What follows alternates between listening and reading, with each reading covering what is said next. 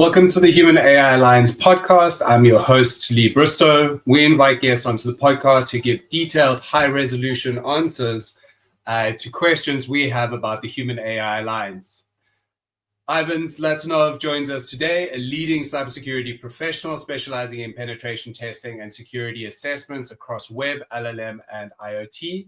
Based in Sofia, Bulgaria, Ivan brings extensive experience in simulating real-world cyber threats, identifying vulnerabilities, and strengthening security postures for major organizations, including his impactful work at ICB, now Kochsberg Maritime, and a lecturer at Sofia University. Thank you for joining the Human AI Alliance Live podcast. Welcome, Ivan. How are you doing, man? Thank you for having me, Lee. It's wonderful being here and taking part of this initiative. Yeah, good. I'm surviving the summer heat here in Sofia and trying my best to do research in the meantime. You were saying it was 30 degrees just before we started. That's quite hot for you, hey? I would say 36, 37. It's dreadful weather, yeah. Well, I think maybe just to get us started, can you give us a little bit about your journey into AI and specifically the cyber elements around AI? Yeah, of course. So I've been working in cybersecurity mainly, but since the emergence of the I would say the trend around language models and LLMs and all of their implementation, I've been trying to specialize in LLM-based security, where from one side attacking systems that utilize language models or the language models themselves, and also using them for different security-related tasks, I would say, or tasks that can be adjacent to security work. Before that, I've been doing some experiments and research with image-based detection systems and fooling image-based detection systems and attacks against them. So I would say that's how I approach the subject. Very cool. Very cool. So maybe kind of diving into a little bit. So thinking about the techniques and tactics relating to penetrating AI-based systems, how have they evolved and changed over the last sort of 18 months to 24 months or so? Well, that's a good question. So we have different perspectives. One of them is attacks on the LLMs, as you asked. I would say the main ones are jailbreaking models and performing prompt injections, as is being getting increasingly advanced to automate such attacks. So you either train or fine-tune a specific model to basically create prompt injections and evaluate the success rate of those prompt injections against another model. Or just you do it by hand using linguistical analysis and things like that. There have been growing attacks with basically fooling LLMs that have specialized data sources. For example, you have a fine-tuned model or a ChatGPT submodel that specializes in law or in medicine, and you find a way to bypass the approach that says, okay, this query is related to medicine, so I must answer it, and basically made a specializing model that specializes in topic A to actually answer in a way that's more related to topic B. For example, a medical model or a medically fine-tuned model to answer an engineering question. So I'd say with the advancement of the models themselves and of the systems and the adoptions of models, the attack surface is expanding, and sort of threat actors that explore it. That example that you gave there earlier, where you've got a refined medical model and you're trying to get it to output engineering-based text, what would that attack be called? How would you engineer it, and what would be the risk to an organization that could happen? So maybe on a likelihood scale, high likelihood. What is the likelihood of you being able to do that against the model? Well, I would say it falls within the type confusion type of attacks and vulnerabilities. So what would the impact be? How easy is it to perform, I would say the impact might not be on the organization that utilizes this model itself, depending how it's set up. For example, if you use the model output, as some larger providers do, to retrain or refine tune the model based on output and input from the users, at some point it might start confusing it and basically misfiring and producing wrong data, non-medically related data. But this is less likely. I'd rather say it's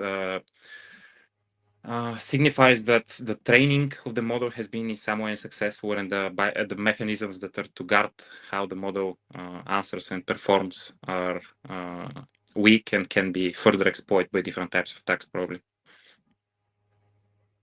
Understood. So just having a look at a different concept that is potentially going to create quite a big vulnerability for organizations is the idea around shadow profiles, and how organizations could potentially protect themselves against that, and then kind of combining shadow profiles with deep fakes. So firstly, what is a shadow profile and how could that be used against an organization essentially? Okay, that's another great question.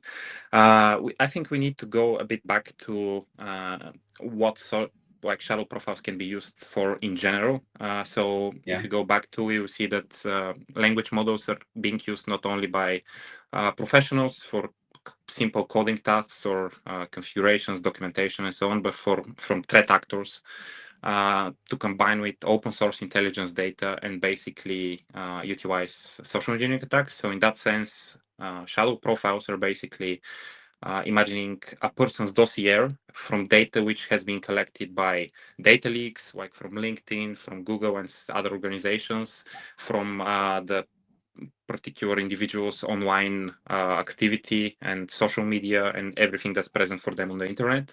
So scraping all this data and using language models to aggregate it and create we can say a user model that can be later used to either mimic that particular user. So if it's a person from an organization, to mimic his behavior, or use it to increase the accuracy of other types of attacks, like social engineering itself.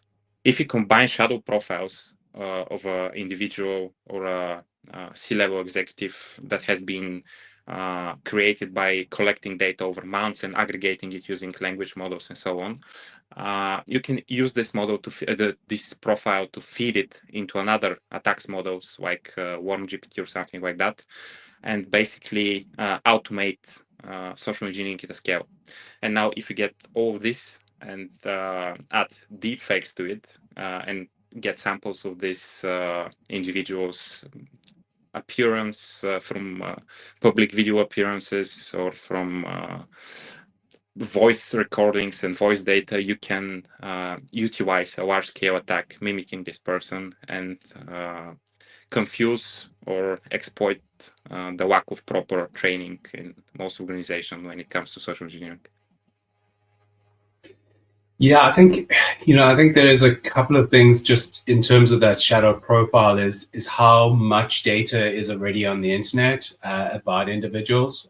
Just from my perspective as well, there's a lot of content online in terms of video and all the rest of it. So creating a shadow profile of my data wouldn't be particularly difficult.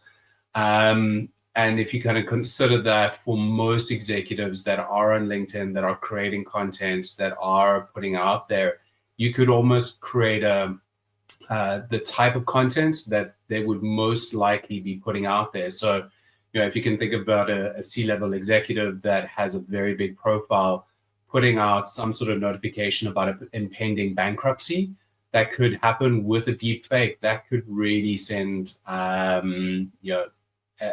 at least put a dent in that organization's brand. And I think that's something that from a risk perspective, the risk fraternity is quite concerned about. But how do you protect against that, right? So, one that is outside of your control, what are the mechanisms that you could do to potentially address that? I would say the answer here is unfortunately not it's a straight one, but it's not a pleasant one. It's to limit the online activity you have or the data points that threat actors and other organizations can collect about you. The thing about that is that based on what you have until now, they can use probabilistic matching models to guess or to assume certain behaviors and actually expand again this shadow profile further in future, despite you ceasing your online activity or reducing it or privatizing it a lot. It can be used. Similar models can be used to predict behavior of individuals based on the shadow profiles and their previous online behavior, and to detect deviations of such behaviors. So it's really hard to actually protect once the data is there and the threat actors can access it. But to limit your exposure and to limit your activity and to expand and I would say grow the understanding of those threats amongst your community is actually a key part. Because if you constantly note and make point of that similar attacks can happen and similar threats exist, at some point, if something happens to you in relation to that, it's more likely for your network or for your peers to spot the difference. So it's educational as well as limitational approach. Yeah, so I get your point. So I want to jump onto quite a technical part of our conversation. So you were very much involved in a project called the LLM PID, or LLM Prompt Injection Detection project, which is basically looking at vulnerabilities and addressing them. So given the last sort of 18 to 24 months, what sort of prompt injection vulnerabilities have been discovered? What are the mitigations around prompt injections, and ultimately being able to create a kind of a safe environment for individuals that are using AI? Well, prompt injections are essentially a way to force language model to respond in a way it's not supposed to, whether that be to access data it's not supposed to, or to give you an answer it's not supposed to based on his rule set and so on. So a prompt injection is basically a social engineering approach against the language model. The LLM PIDS, which is the LLM prompt injection detection, is a proof concept for a detection system for I would say simple single-use prompt injections, and the system is based on fine-tuning a BERT model on a large data set with prompt injections to be able to detect and classify whether a particular prompt might be considered an injection or no. And the project was, the idea behind that project was to provide easy to implement option because what existed until then was either ChatGPT wrappers that you feed your data to them and they feed it to OpenAI, which is not the great approach. To ask OpenAI, is that prompt an injection? Or purely theoretical work on the topic without practical implementation that is open source. So it was a way to try to democratize the solution in an open source way. So when it comes to Are you still involved in the project? Yeah, Sorry, are you still involved in the project? Yes, it grew to something called Warper, which is handled more by the other person who worked on LLM PIDS. But I'm still heavily involved in developing methods for linguistic analysis of text to be able to detect prompt injection, not only using BERT models, but other approaches, and also with the implementation and so on. So I would say heavily involved still. Very good, very good. I interrupted you in terms of some of your thought process on the vulnerabilities. Please go ahead.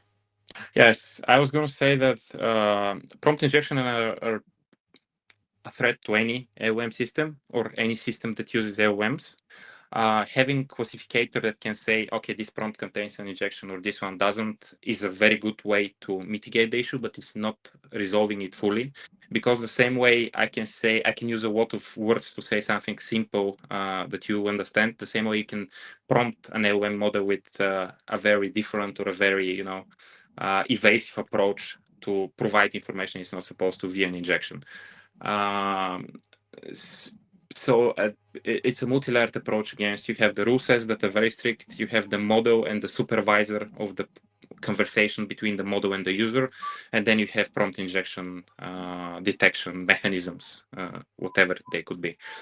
There are different, I would say, organizations that do it's something like bug bounties, where you get paid for attacking secure language models and injecting prompts to make them do either perform a malicious action via MCP or something like that, or to gather data that their rule set says they shouldn't be able to respond with. So these bug bounties also have defense mechanisms to make sure that you're less likely to do that, obviously. And that involve tracking the context of everything you discuss with the model in your conversation, detecting whether what you're sending is an injection, again, using BERT-like models or fine-tuned models, and then also using transformers to be able to detect whether the data coming outside of the model to the user fits the rule set or it doesn't. So it's, again, a multi-layered approach. You have a check on the input, you have a check on the output, and also you have a contextual check on the whole system. And the interesting part is that those same companies who have those bug bounty programs, every successful prompt injection or even the non-successful ones, they put in a data set where they can then fine-tune models for detection even more and actually grow and advance the defense mechanisms. With that project, are you involved with the bug bounties or not really? I'm involved in research and bug bounties, but it's more in my free time. It wasn't necessarily related to that project, but still, we export existing solutions, so we had to look around those as well. Very, very interesting in terms of the depth that you've gone into. So you mentioned MCP, so that is the model context protocol, and I think that's really been kicking around for around 4 months in terms of since I've become aware of it. But the idea behind that is to basically provide LLMs with a set of tools which they can then use typically to enhance their output, right? So in terms of an attack vector, because very often on the other side of those MCP servers, all of the kind of corporate data is typically sitting, especially if you are implementing LLM in existing workflows. So, is that a particularly good or juicy target to go after? And if so, what would be your approach to doing that? That's another great question. Yeah, MCPs are the use of MCPs and the creation of MCP servers is growing, so it's becoming a more, I would say, advanced attack plane. And when it comes to attacking it, there are multiple approaches, but the most research which is now done is by providing malicious configurations to MCP servers and then publicly opening them to people to be able to use them. Therefore, when somebody connects to that MCP server and an action is performed, they can control the output or control the flow of the output, and then whatever they deliver to the system that ingests this MCP server can be used to compromise a said system. So, for example, if you have multi-agent systems that connect to MCP servers and you have one wrong configuration somewhere or one malicious configuration, one of those MCP server can provide a data which is either wrong or malicious to one of the agents and then compromise the whole agent flow and workflow of them. Another thing is that it does, by design, the authentication and authorization when it comes to MCP queries and requests is not that advanced, I would say, or it's advanced, but is not constantly looked at from attackers' standpoint. So that would probably be a direction a lot of threat actors will go against, to try to inject malicious instructions into a model's memory context, to try to, I don't know, perform prompt hijacking or inject backdoors and similar. Have you seen any kind of implementations with MCP and a human in the loop? Yeah. I have, but again, it's the human, this agent, and the MCP behind. Another thing that I've seen when it comes to malicious configurations is that depending how the agent behind this MCP server aggregates and ingests the data, you can inject malicious instruction using invisible characters in the configurations. So that has been seen, for example, with malware in GitHub. So using Python and specifics to the Python syntax to inject malware inside Git repositories by basically moving the malicious code far away from the regular one with tabs or with spaces and so on, and nobody actually goes like 50 miles on the right with the drag bar to check what is there. So similar things are done with MCP configurations, and also using Morse code-like characters and Unicode-like characters that are not rendered by all text editors to actually inject malicious configurations or malicious commands in the configurations. I think that is a particular area that is going to grow because typically businesses typically went with RAG architecture, and the MCP seems to be the kind of the new default, if you will. There are some security tools that are coming out with kind of proxy type configurations, almost like between your agent and your server, they're dropping in essentially a proxy to be able to interpret the information that is coming back before it is pulled into the chat. Is that a decent enough security layer within the MCP protocol? You've mentioned that the authentication and authorization is not particularly good. Would that enhance it from a layered perspective, or would you recommend something else? I think those approaches are actually the proper ones, where you have a proxy in between the two entities, and the proxy is making sure that what comes from the one side is actually correct and not malicious, and when it goes to the other side and comes back, it's the same. The key here is that you must trust those proxies, and it depends how the system are set up, whether you actually own it or you connect to public to a publicly available proxy that performs that, because I've seen it a couple of times using, I would say, one similar system set up on a random server somewhere and then proxying your request to it, and it going to the agent or to the MCP server and back on, which is not great architecture. But again, it comes back to software architecture and security architecture point of view rather than AI related and LM related specifics. Yeah. So just changing tack a little bit into the concept or the conversation around DeepSeek. So DeepSeek V1 was released February-ish, something like that. Yeah. And I think the interesting thing for me would be more around the fact that in terms of DeepSeek, because it is a distilled mixture of experts type model, there is increasing opportunity for bias within that particular model. Also, again, yes, it is open source, but is the kind of chatter out there around the fact that it is susceptible to jailbreaking, that it's used for malicious code generation, typically within the dark web, and it's typically not a particularly, let's say, sanitized model, if you will. So what's your perspective on that? I'd say that it's probably biased as anything and any model in existence. The good thing is that actually, yes, you can jailbreak it relatively easy.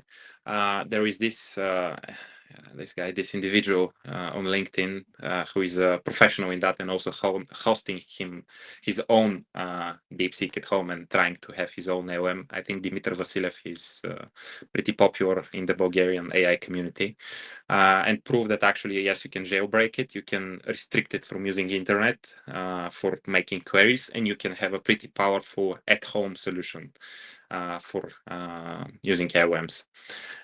So I would say it's in a gray area between it's biased, but you can spot the bias pretty easy and filter it out.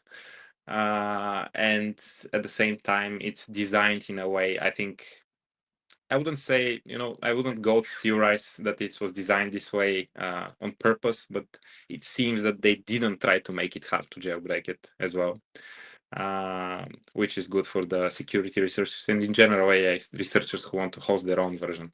The interesting part is how DeepSeek got trained and how the initial versions of DeepSeek got trained, and that there was a rumor going around that it's extremely cheap, a couple of million, I think, dollars. Yeah. So in 2024, I think by the end, Microsoft teams noticed that there is a huge amount of data downloads coming from a foreign state, I would say, tied to OpenAI accounts and OpenAI API calls for different types of data. And it was believed that it's somebody trying to create a distillation of OpenAI's model. So I think O3 or some, can't remember the specific version of the model back then.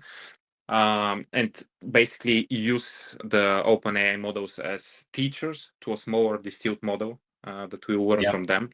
And then after that, it's when DeepSeek R1 came out, and actually the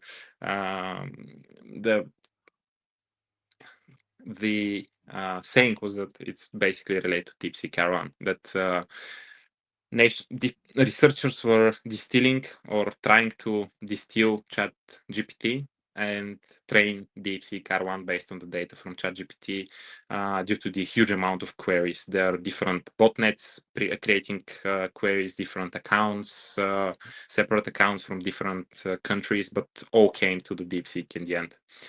And it was interesting from a technical standpoint how it was done. So they basically created small models that create prompts for ChatGPT. They send the prompts via API calls, got the original prompt and the result from that prompt that ChatGPT provided, put them in a large data set, and use that to train a small model. And that goes against the terms of use of OpenAI, obviously.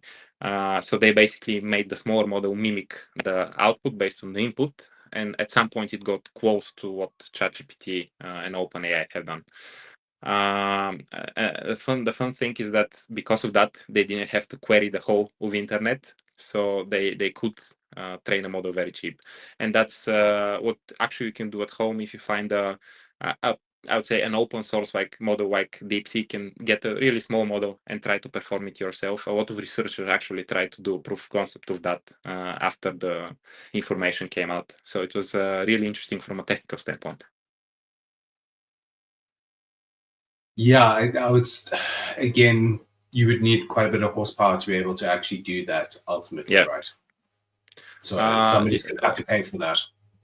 Yeah, obviously depends on the scale. It's always going to be cheap than scrolling the whole internet and training a GPT-based model, obviously, but it's still going to go in the couple of million, probably. And if you want to do it at home with a very small system, you can still do it. It's going to be a very dumb model, but it's still a proof concept to how the mechanism works. Yeah, and some people and it'll take a bit of time.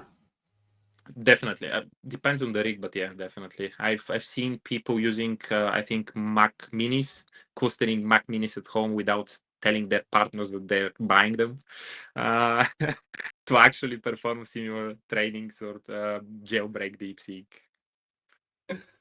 I like that. I like that. So I think just in terms of maybe something a little less technical and kind of going towards the user side, having a look at another kind of shadow, but this one is shadow AI. So looking at users that are potentially uploading data, business data, personal data into LLMs. Typically, maybe LLMs that they're typically getting for free, like even DeepSeek or OpenAI, and they are then uploading that from a risk perspective, being able to kind of basically from a risk perspective, what can businesses do to protect against that? That would be the first one from a cybersecurity perspective. And then the second one would be to be able to identify potentially from a hacker's perspective to be able to almost reconstruct that data if it is sitting within the LLM? Is that even possible? So from the security perspective, what can businesses do to limit that is to educate their personnel, to make sure that they don't send data to third parties, and buy in-house solution. For example, the Microsoft one, or set up their own jailbreak DeepSeek, which is not a great idea, but it's still, if you own it, you can basically control it. And if you limit it to the internet, you can still do it. Have Copilot, pay for Copilot and isolate it, as many companies have done, including mine. And basically still provide the abilities that those LLMs give to the personnel, but making sure that the personnel uses their own in-house systems rather than third parties which retain data or which use data for retraining. For example, putting the data inside the public chat system like ChatGPT or something, or LLM wouldn't be that much of an issue. It's an issue that they retain that data, even if you do it anonymously without having a profile, and they retain the output of that data, which can be then used to reconstruct the input if they don't retain it itself. So it's a very smart way to use the terms of service about, we don't keep the data you give us, but we keep the one we give you. And when you look at the one that the solution gives you, it's pretty easy to assume or construct the original one. So it comes to risk, and yeah. And when it comes to your second question, which was, could you repeat it? Actually, I flew off for a second. No, it's all good. It's actually looking at a slightly deeper question, perhaps. So it shouldn't have actually been joined. So just very briefly though, because we're actually a little bit over time already, and we've kind of run up quite quickly. So it's around reconstructing the original training data, or essentially post-training data that was either done through chat. So it's essentially that reconstruction of information and the original training data. I think that is probably one of the biggest concerns for businesses, especially if there was privacy data or IP data within the underlying training. So, how big is that risk, and how would you be able to address that? Well, as far as I know, and my knowledge goes and experience, you cannot fully reconstruct the training data, but you can infer or in some way approximate what it was based on either having direct access to the logs, which is less likely from an attacker standpoint, but actually probing the output and doing memorization on this output to start seeing, patterns in it, and start reconstructing how and why those patterns exist, either by using some linguistical approach, which is less efficiently, or getting another language model to actually do that for you and make approximations and assumptions. Actually, distillation, what happened with DeepSeek, is pretty much what it did, right? Approach. Yeah. They used input, output, and trained the model based on that. Yeah, it's actually quite scary that you can actually do it like that directly through that method. Anyway. I'm gonna leave it there. I think that was a fantastic conversation. Thank you, Ivan. I really appreciate your time. And to the audience, thank you for joining. If you found this conversation interesting and valuable, please share it with someone that you feel would benefit from its message. I know you know someone. So yeah, if you want to reach out to me on my LinkedIn page, if you have any questions around AI governance, AI policy, or would like to be a guest on the podcast. In closing, Ivan, how can the audience get in touch with you regarding this topic if they would like to? They can feel free to connect with me on LinkedIn and shoot any question. I will answer immediately or whenever I have the proper time and knowledge to actually do it. And thank you for having me. Only a pleasure. And on that note, thank you and goodbye. Goodbye.